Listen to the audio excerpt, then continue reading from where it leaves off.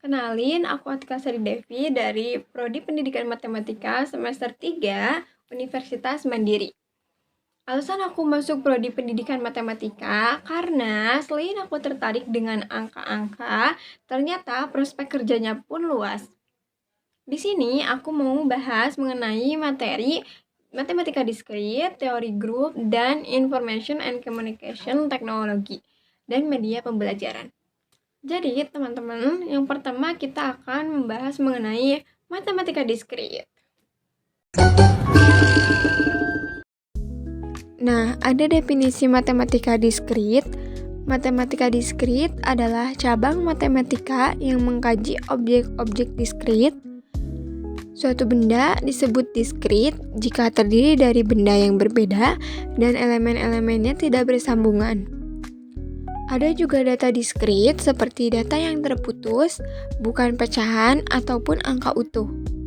Dan contoh data diskrit yaitu ada tentang jumlah penduduk, jumlah kendaraan, dan sebagainya. Terdapat banyak topik pembahasan di dalam matematika diskrit, salah satunya yaitu relasi. Apa itu relasi? Relasi biner atau yang biasa kita tulis R antara himpunan A dan B adalah himpunan bagian dari A kali B. A relasi B adalah notasi untuk AB elemen R yang artinya A dihubungkan dengan B oleh R.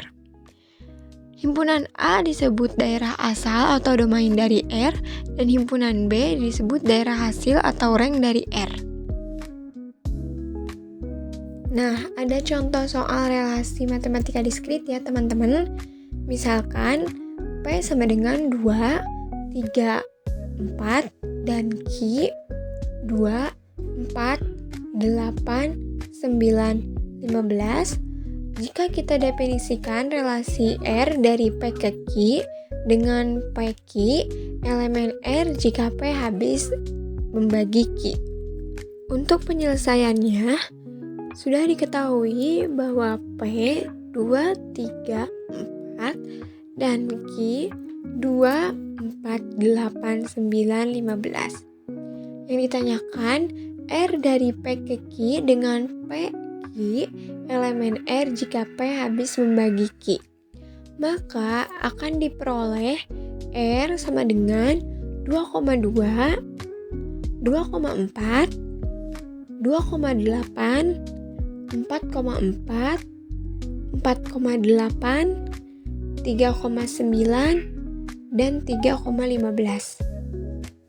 Nah, setelah selesai pembahasan mengenai matematika diskrit, selanjutnya kita akan bahas mengenai teori grup. Definisi teori grup ialah salah satu teori yang mengkaji perihal struktur aljabar suatu himpunan. Sebelum kita melanjutkan pembahasan apa itu teori grup, kita akan bahas operasi biner terlebih dahulu. Di sini ada contoh operasi biner yaitu operasi penjumlahan merupakan komposisi biner pada himpunan bilangan asli N karena A, B merupakan elemen N dan A plus B merupakan elemen N. Teori grup ialah jika suatu sistem aljabar dari himpunan tidak kosong kita simbolkan G, dengan operasi biner kita simbolkan bintang, dikatakan grup jika memenuhi sifat yang pertama yaitu sifat tertutup, dikatakan untuk setiap A, B elemen G, maka A bintang B elemen G. Pada sifat tertutup ini, jika dioperasikan maka hasilnya akan tetap sama dengan himpunan tersebut. Yang kedua yaitu sifat asosiatif, untuk setiap A, B, C elemen G, maka A bintang B bintang C sama dengan A bintang B bintang C. Pada sifat yang ketiga yaitu adanya unsur identitas di G. Terdapat E elemen G sedemikian sehingga untuk setiap A elemen G, maka A bintang E sama dengan E bintang A sama dengan A. Pada sifat yang keempat yaitu adanya unsur inverse setiap anggota di G. Untuk setiap A elemen G, terdapat A inverse elemen G, terdapat A bintang A inverse sama dengan A inverse bintang A sama dengan E. Di sini terdapat grupoid, semigrup monoid, grup, dan grup komutatif.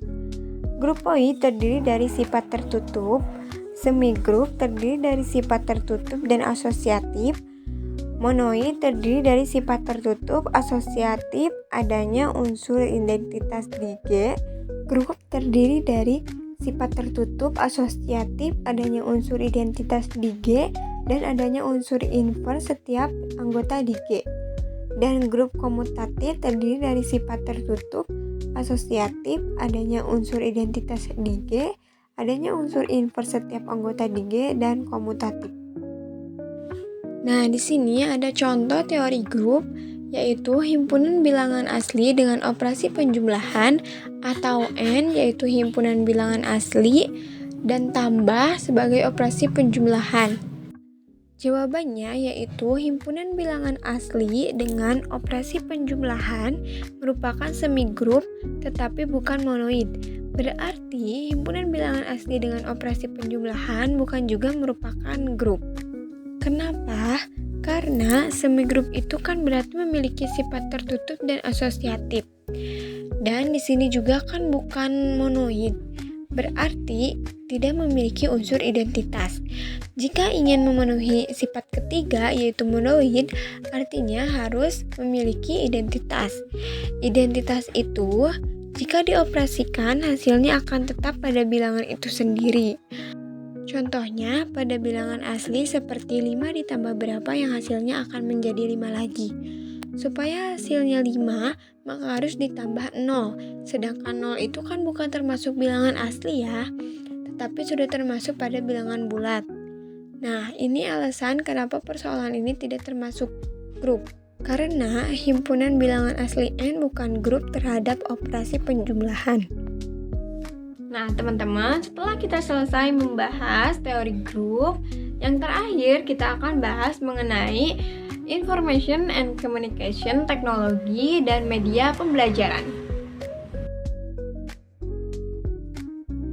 Apa itu ICT dalam media pembelajaran? ICT atau singkatan dari Information and Communication Technology adalah berbagai aspek yang melibatkan teknologi, rekayasa, dan teknik pengelolaan yang digunakan dalam pengendalian dan pemrosesan informasi serta penggunaannya.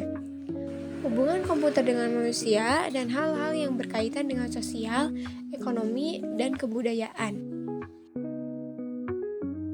Media pembelajaran berbasis ICT memanfaatkan kemampuan komputer seperti teks, grafis, gambar, foto, audio, video, dan animasi. Dalam media pembelajaran ICT juga menjadi sebagai alat bantu media pembelajaran, sarana tempat belajar, sumber belajar, dan sarana peningkatan profesionalisme. Di sini ada contoh media pembelajaran berbasis ICT. Yang pertama yaitu ada Google Classroom. Google Classroom adalah platform yang digunakan untuk membuat kelas, membuat tugas, bergabung ke kelas, dan mengumpulkan tugas yang dilakukan secara daring.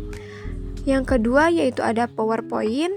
PowerPoint adalah program aplikasi Microsoft Office yang berfungsi sebagai media presentasi multi-slide. Yang ketiga yaitu ada Quizzes. Quizzes adalah pembelajaran yang menawarkan berbagai alat untuk membuat kelas menjadi menyenangkan, menarik, dan interaktif. Dan yang terakhir yaitu ada video animasi. Video animasi dapat memancing pikiran dan memotivasi siswa dengan ilusi gambar bergerak, dilengkapi dengan suara, dan fungsinya agar memperjelas materi yang diberikan. Oke teman-teman, materi udah kita bahas. Sampai jumpa and bye-bye.